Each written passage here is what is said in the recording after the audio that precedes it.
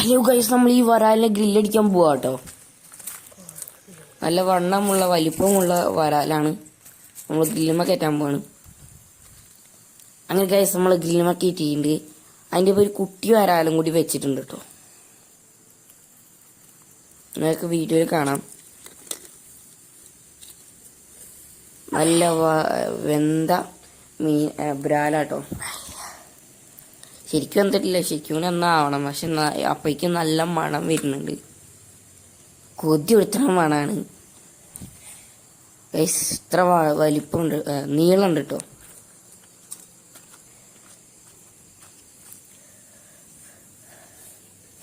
നമ്മളെ രണ്ട് വരാലും, ചെറിയ വരാലിനെ കാണാലോ, അത്ര ചെറിയൊരു സൈസേ ഉള്ളൂ.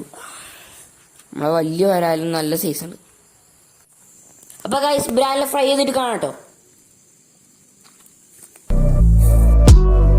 Got me up on a late night. You steady playing on my mind.